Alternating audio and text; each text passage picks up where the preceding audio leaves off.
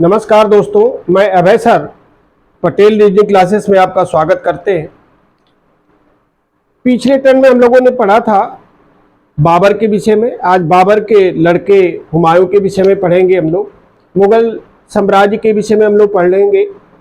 मुगल साम्राज्य से बहुत सारे क्वेश्चन आपके एग्जाम में आते हैं, इसलिए इसको पूरा करना ज़रूरी है। तो बाबर के विषय में हम लोगों ने पढ़ा था। हम लोगों ने देखा कि इब्राहिम लोदी, थोड़ा सा हम आपको बैक में बता देते हैं।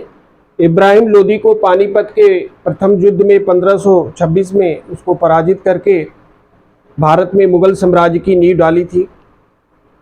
और जब से भारत में उसने मुगल साम्राज्य की नींव डाली, कभी युद्ध में पराजित नहीं हुआ। आपने देखा कि लगातार जो जितने भी युद्ध हुए, चाहे खानवा का युद्ध हो या घाघरा का युद्ध हो, कि जितने भी युद्ध हुए सभी युद्ध में भारत के जितने भी शासक थे उनको पराजित करता रहा और भारत में अपना धीरे धीरे साम्राज्य विस्तार करता रहा।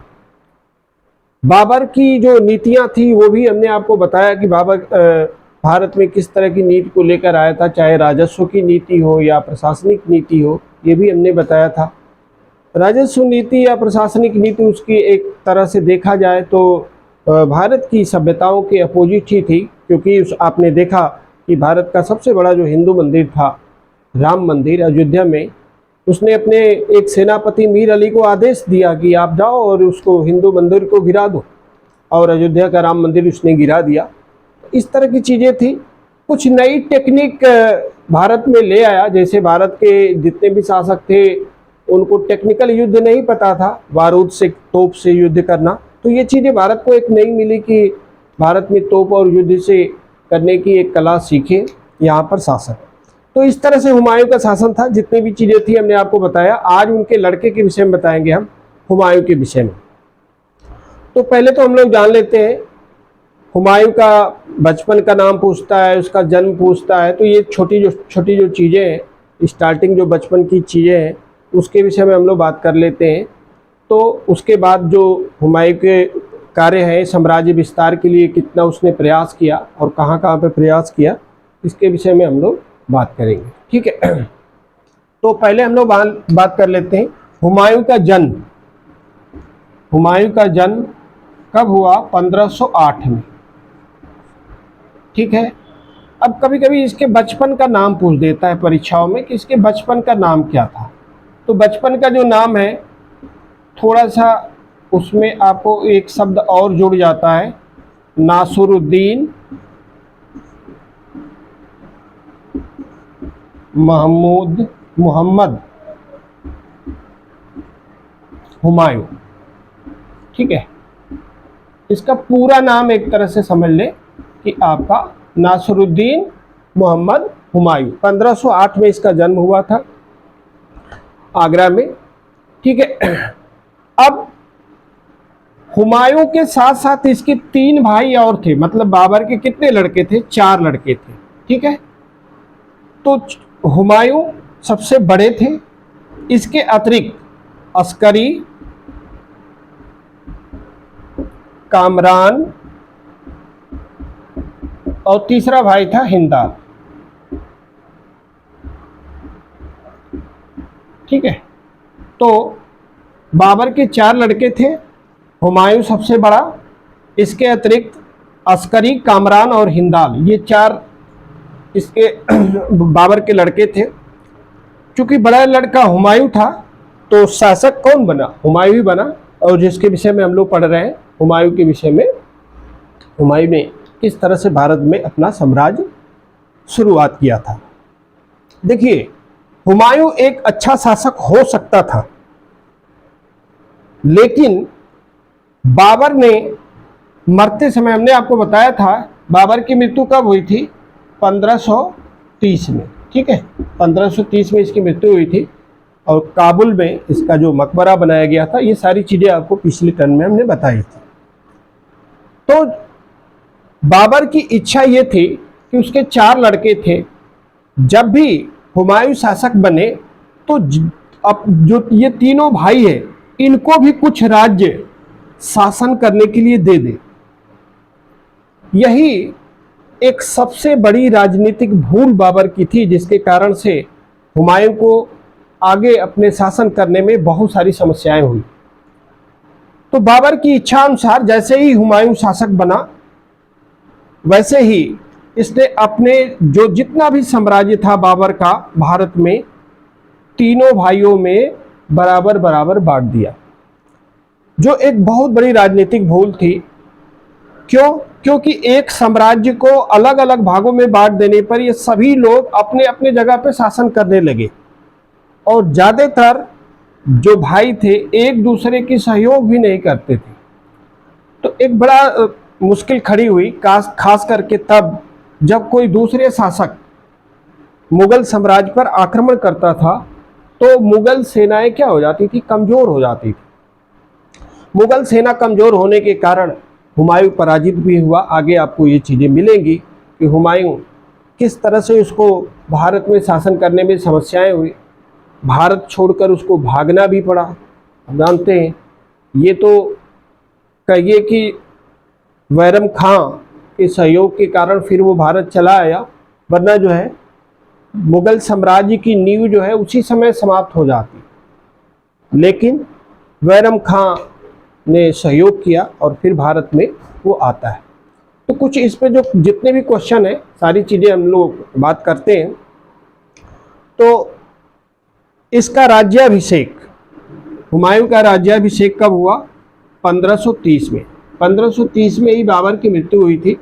1530 में ही आगरा के किले में इसका राज्याभिषेक हुआ। 1530 से ही अपनी शासन व्यवस्था इसने शुरुआत कर दी थी। अब जैसे ही शासक बना वैसे ही इसने अपने साम्राज्य विस्तार के लिए ये आगे निकला। दिल्ली का शासक था, अब इसने सोचा कि धीरे धीरे जितने भी छोटे शासक हैं सबको पराजित करके और ये अपने साम्राज्य का विस्तार करे। तो इसने पहला आक्रमण कहाँ पे किया था? तो पहला इसने आक्रमण किया था 1532, अब 1532 में। 1532 में ये कहाँ पर इसने आक्रमण किया और इसका परिणाम क्या हुआ? तो चुनार जो आपका उत्तर प्रदेश में ही है, चुनार पर इसने पहला आक्रमण किया था। चुनार के सूबेदार कौन थे? चुनार के सूबेदार थे शेर खां के विरुद्ध इसने पहला आक्रमण किया था 1532 में। यहाँ से भी कई सारे क्वेश्चन आते हैं, तो वो सारी चीज़ें हम आपको एक कहानी के रूप में ही बता रहे हैं। कहानी के रूप में सुने तो ज़्यादा अच्छे तरीके से याद होगा। शेर खां पे जैसे ही इसने अटैक किया कि यहाँ पर यूपी और बिहार के क्षेत्रों में अपना साम्राज्य विस्तार कर ले, तो चुनार आपका एरिया है, वहाँ का सूबेदार था शेर खां। अब उस समय हुमायूं की जो मुगल सेना थी वो मजबूत थी, शेर खां की जो सेना थी वो थोड़ा कमज़ोर थी, इसलिए शेर खां वहाँ पे पराजित हो गया। तो पराजित हुआ तो हुमायूं ने सोचा कि इसको बंदी बना लेते हैं और बंदी बना करके ले चले अपने यहाँ, इसको जेल में रखेंगे, नहीं तो हो सकता है कि आगे चल करके कुछ और ये करे। तो शेर खां ने कहा कि देखो भाई, आप हमें बंदी ना बनाओ, आज से हम आपके अधीन रहेंगे, हम आपकी अधीनता स्वीकार करेंगे। इसके बदले हम अपने लड़के को और साथ में एक सेना की टुकड़ी आपको दे रहे हैं। हमारा लड़का और हमारी सेना की टुकड़ी आज से मुगल सेना की सेवा करेगी, मुगल शासकों की सेवा करेगी, आपकी हमारी सेना भी और हमारा लड़का भी। तो शेर खां ने कुतुब खां इसका लड़का था, कुतुब खां, और अपनी एक सेना के साथ में मुगल शासकों की सेवा करने के लिए भेज दिया था। इस तरह से एक समझौता हो गया। समझौता होने के बाद शेर खां छूट गया, शेर खां को बंदी नहीं बनाया गया। वहाँ से हुमायूं का मनोबल, महत्वाकांक्षा दोनों बढ़ी और उसने सोचा कि अब धीरे धीरे भारत के अन्य क्षेत्रों पर भी अटैक करना है और अपना साम्राज्य का विस्तार करना है।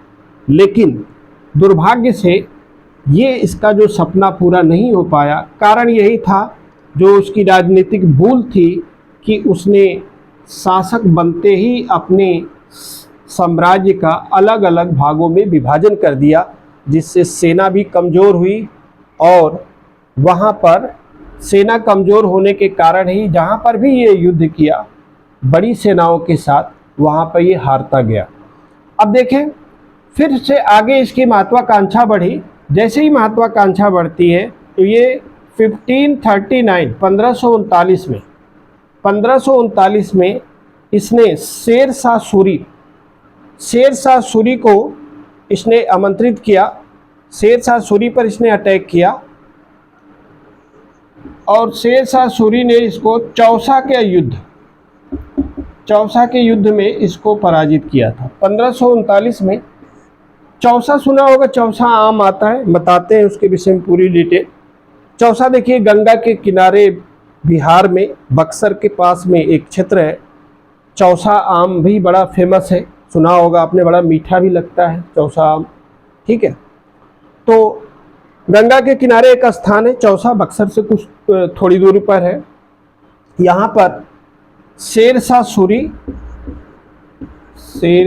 सूरी और हुमायूं, ठीक है, दोनों के बीच ये युद्ध हुआ 1539 में, चौसा का युद्ध। यहाँ पर शेर शाह सूरी ने हुमायूं को पराजित किया। चौसा के युद्ध में हुमायूं पराजित हो गया। इसकी जो महत्वाकांक्षा थी कि हम उधर बिहार से और आगे बिहार बंगाल की तरफ बढ़ना चाहता था, उसकी इच्छा यही थी कि बंगाल की तरफ और बिहार पूरा जो है हमारे अधीन आ जाए। लेकिन बिहार में वो जैसे ही इंटर किया, चौसा के युद्ध में पराजित हुआ 1539 में। और ये देखिए जैसे ही अब ये 1539 के युद्ध में शेर शाह सूरी ने इसको पराजित किया, तो अब इसको लगा कि शेर शाह सूरी हमें जो है यहीं पे मार देगा। तो ये जो है घोड़े सहित जो है गंगा नदी में कूद गया। जो आपका ये चौसा स्थान है बिल्कुल जो है गंगा नदी के पास में ही है, और भागते हुए सीधे कहाँ चला गया, गंगा नदी में जाकर के घोड़े सहित कूद गया। वहाँ पर एक नाविक ने देखा कि कोई व्यक्ति घोड़े सहित आ करके और डूब रहा है। तो वहाँ पर नाविक ने तुरंत हुमायूं को बचाया, लेकिन उसको ये नहीं पता था कि ये दिल्ली के शासक हैं, हुमायूं हैं, मुगल साम्राज्य के शासक हैं। उसको कुछ भी पता नहीं था, एक सामान्य व्यक्ति, और उसने हुमायूं को बचाया। हुमायूं को अपने घर ले गया। हुमायूं को घर ले गया। जब पूरी होश में आए हुमायूं, सेवा की उसने सारी चीज़ें, तो हुमायूं ने बताया देखो हम मुगल शासक हुमायूं हैं, बाबर के लड़के। चौसा का युद्ध यही शेर शाह सूरी से हुआ था, वहाँ पे हम पराजित हुए और जान बचाने के लिए हम गंगा नदी में कूद गए। अब यहाँ पर जो नाविक था पूरी और अच्छी तरीके से सेवा किया। तो हुमायूं ने कहा कि तुम्हें क्या चाहिए, जो तुम मांगोगे वो हम देने के लिए तैयार हैं। चूँकि दिल्ली का शासक था, मुगल साम्राज्य एक बड़ा साम्राज्य था, तो हुमायूं ने कहा आप जो मांगोगे वो हम देने के लिए तैयार हैं, क्योंकि आपने हमारी जान बचाई है। तो नाविक ने कहा कि हम भी राजा बनना चाहते हैं। ये कहानी आपको किताबों में पढ़नी पड़ेगी, हम आपको पूरी कहानी बता देते हैं। नाविक ने कहा कि हम भी राजा बनना चाहते हैं। हुमायूं बड़ा संदेह में पड़ा कि अब देखो जान तो बचाई इसने, लेकिन कीमत बहुत बड़ी मांग ली।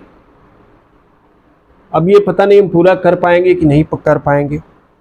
उसने कहा देखिए राजन आप परेशान ना हो, बार बार हम अपनी पत्नी हमारी कहा करती थी कि जो कमा के तुम लाते हो उससे हमारे परिवार का सही ढंग से भरण पोषण नहीं हो पाता है, कब तुम ज्यादा कमा के ले आओगे। तो वो हमेशा कहा करता था कि एक दिन हम राजा जरूर बनूंगा। तो बार बार पत्नी से जब राजा बनने की बात वो करता था तो पत्नी उसकी हंसती थी, कहती थी कि अब अगले जन्म में बन सकते हो, इस जन्म में तो मुश्किल है, इस जन्म में तो कोई इस तरह की चीज़ें दिख नहीं रही है। उसने कहा देखिए बार बार हमने पत्नी से कहा है कि एक दिन हम राजा बनूंगा, आप हमको राजा बना दीजिए। हुमायूं ने उसकी बात को स्वीकार किया उसने, और उस नाविक को एक दिन मुगल साम्राज्य का शासक बनाया। तो चौसा की युद्ध में इस तरह से एक अंत हुआ। हुमायूं की जान बची, नाविक के द्वारा जान बचाई गई, और 1539 की युद्ध में शेर शाह सूरी की विजय हुई, क्योंकि हुमायूं तो खुद ही भाग चुके थे। अगर हुमायूं भागते नहीं तो हो सकता है मुगल साम्राज्य का वहीं से अंत हो जाता, क्योंकि शेर शाह सूरी बहुत ही मजबूत शासक था। तो वहां पर अब 1539 में जैसे ही हारा हुमायूं, अब इसने फिर से पुनः से तैयारी शुरू कर दी।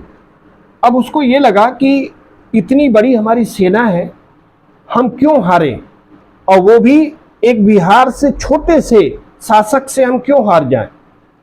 हमारे पास बड़ी सेना भी है और बड़ा साम्राज्य भी है, संसाधन भी ज़्यादा है, और हम एक छोटे से शासक से हम क्यों हार जाएं।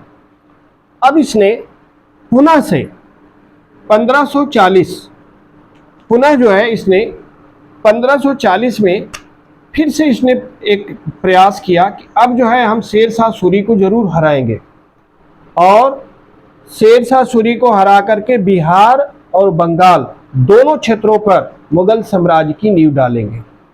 तो 1540 में फिर से ये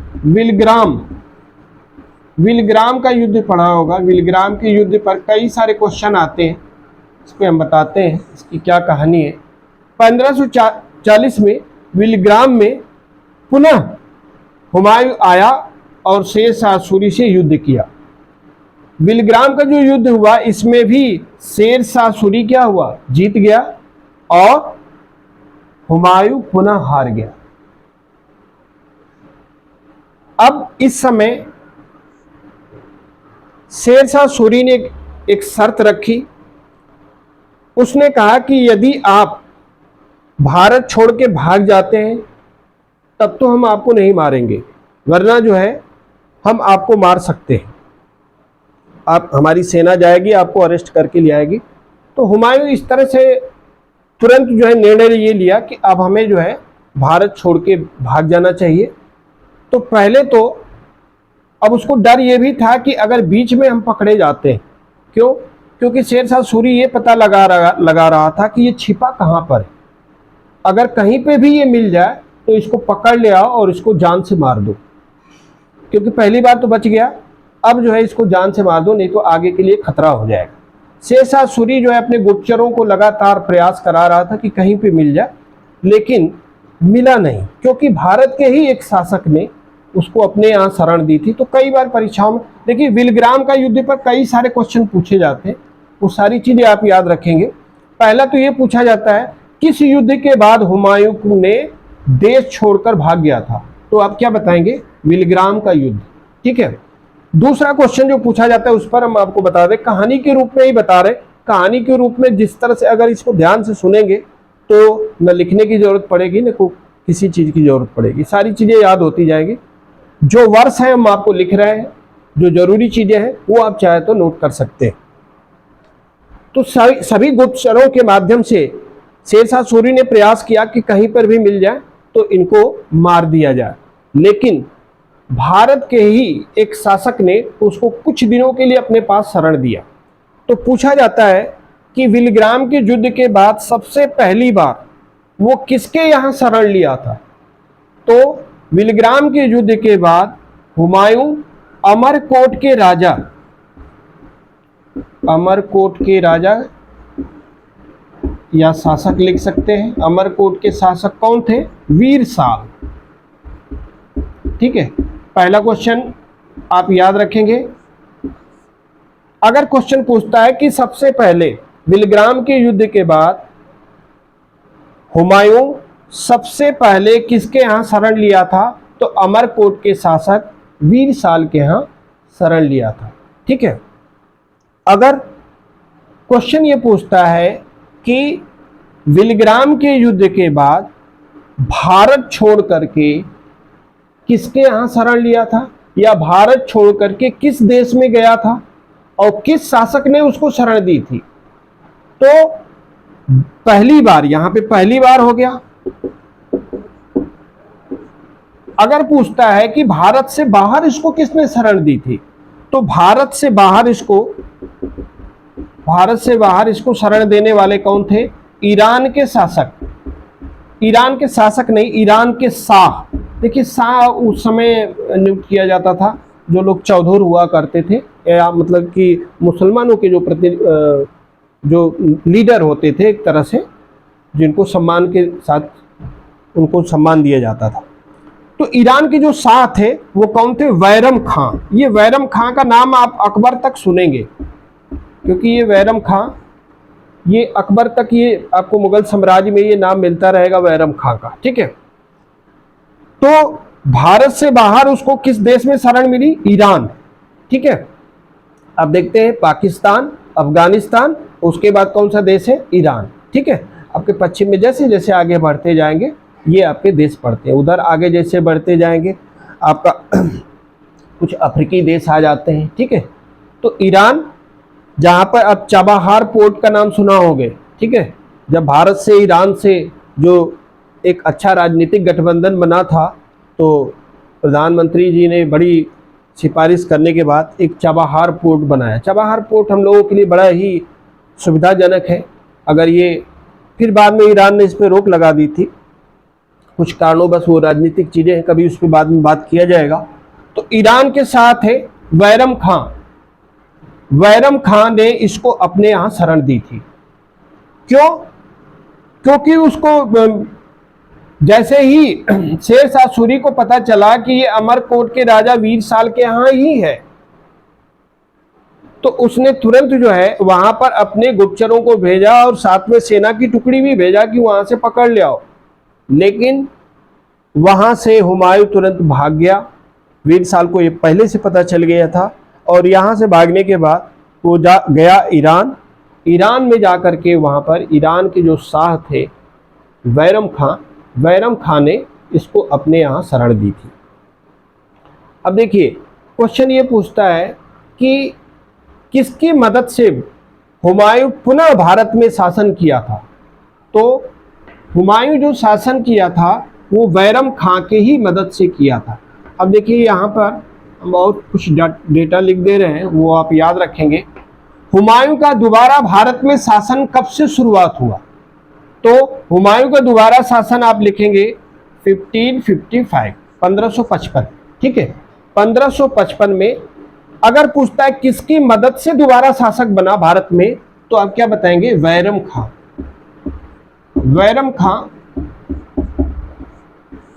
खां की मदद से भारत में पुनः हुमायूं शासक बना। देखिए, कुछ कमियां थी जिसके कारण, वरना जो है मुगल साम्राज्य ऐसे समाप्त हो जाता। कुछ कमियां थी भारत में, तो हुमायूं आया और भारत में पुनः शासक बना, वरना जो है वहीं से हुमायूं का शासन समाप्त हो जाता। आगे हम बताएंगे जब इसके बाद, हुमायूं के बाद आप जानते ही हैं कि बीच में शेरशाह सूरी का शासनकाल आया था। तो शेरशाह सूरी के विषय में बताएंगे, तो हम आपको बताएंगे क्या कमी थी जिसके कारण से बैरम खां ने पुनः जो है हुमायूं को दिल्ली के मुगल साम्राज्य पर बैठा दिया और बैठाने में सफल हुआ। आगे हम लोग बात करेंगे उस पर। अब हम लोग हुमायूं का जो चैप्टर है, इस पर कुछ क्वेश्चन और पूछे जाते हैं, उस पर हम लोग बात कर लेते हैं। पहली चीज, हुमायूं ने 1556, अब देखिए 1555 में क्या हुआ, पुनः वो दिल्ली का शासक बना। तो 1556 में उसने एक भवन का निर्माण किया था, दीन पनाह। कई बार परीक्षाओं में क्वेश्चन पूछा गया है। दीन पनाह भवन का निर्माण किसने किया था?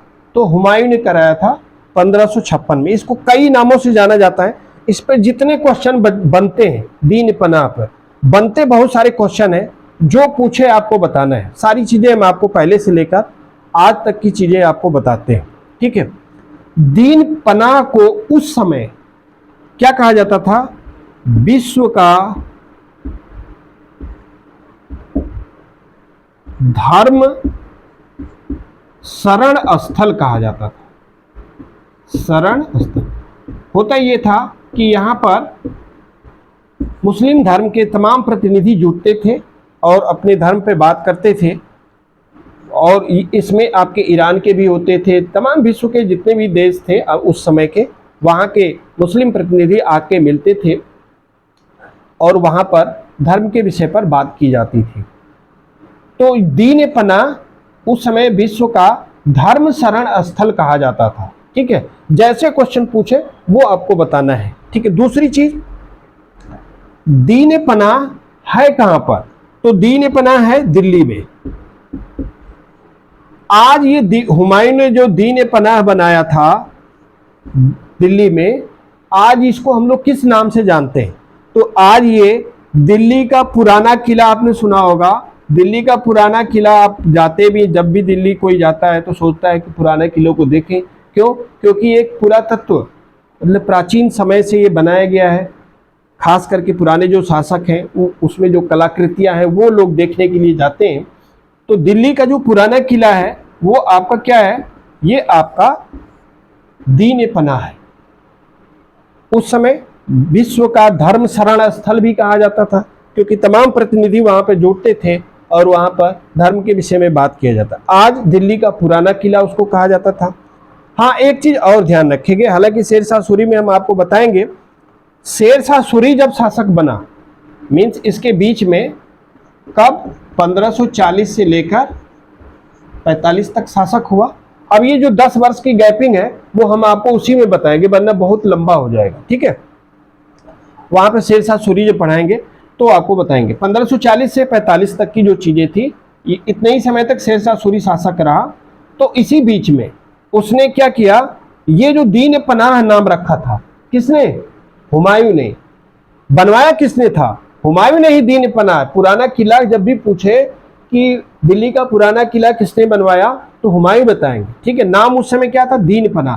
इसी दीन पनाह का नाम बदल के शेरशाह सूरी ने क्या कर दिया? शेरे मंडल। शेरे मंडल।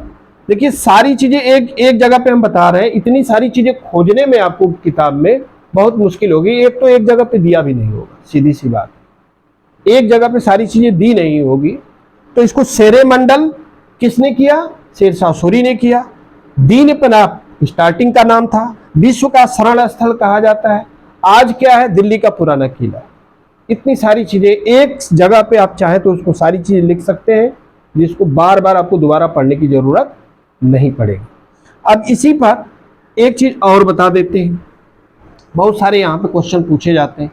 पूछा जाता है हुमायूं की मृत्यु किस भवन की सीढ़ियां उतरते वक्त हुई थी? तो आप जान ले, यही दीन पनाह, दीन पनाह जिसको हुमायूं ने बनाया था, इसी की सीढ़ियां उतरते वक्त हुमायूं की मृत्यु हुई थी 1556 में।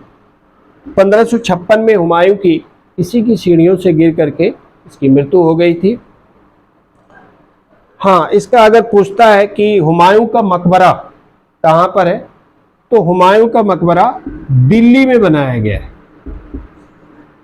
हुमायूं का मकबरा कहाँ पर है? दिल्ली में। जैसे आपको बाबर का हमने बताया काबुल में, जैसे वहाँ पे बाबर में सारी चीज़ें, ये मकबरा भी परीक्षाओं के क्वेश्चन होते हैं कि बाबर का मकबरा कहाँ पे बनाया गया और हुमायूं का मकबरा, तो हुमायूं का मकबरा कहाँ है? दिल्ली में ही बनवाया गया। ठीक है, और इसी की बेगम जो थी उसने बनवाया था, इसकी पत्नी हाजी बेगम, हाजी बेगम।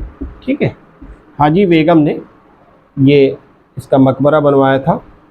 हाँ, एक चीज़ और अगर पूछे क्वेश्चन तो याद रखेंगे, भारत में सर्वप्रथम किस मुगल शासक के मकबरे में संगमरमर का प्रयोग किया गया? ठीक है, तो ये एक चीज़ और आपको बता रहे हैं, संगमरमर। संगमरमर का प्रयोग सबसे पहले किसके मकबरे में किया गया? हुमायूं के मकबरे में। हुमायूं का मकबरा है कहाँ पर? दिल्ली में। किसने बनवाया? हाजी बेगम ने। ठीक है, तो ये सारी चीजें आप याद रखेंगे हुमायूं से संबंधित।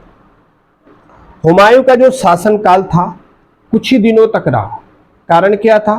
कारण ये था शेरशाह सूरी। शेरशाह सूरी एक ऐसा शासक था जिस शासक ने कभी हार नहीं मानी। ठीक है, आगे हम लोग वही चैप्टर पढ़ेंगे, शेरशाह सूरी के विषय में ही पढ़ेंगे। शेरशाह सूरी ने भारत में इतनी नई चीज़ों की शुरुआत की जो मुगल शासकों ने, खास करके बाबर और हुमायूं ने और इसके पिछले जो शासक थे उन शासकों ने जो भारत में किसानों के प्रति, गरीबों के प्रति जो व्यवहार किया था उसके अपोजिट जा करके शेरशाह सूरी, क्योंकि शेरशाह सूरी खुद ही एक गरीब परिवार से था, तो उसने जो है गरीबों के लिए, किसानों के लिए बहुत सारे काम किए, बहुत नई चीज़ें काम किया है। तो उस पर बहुत सारे क्वेश्चन आते हैं। तो शेरशाह सूरी हम लोग अगले चैप्टर में पढ़ेंगे।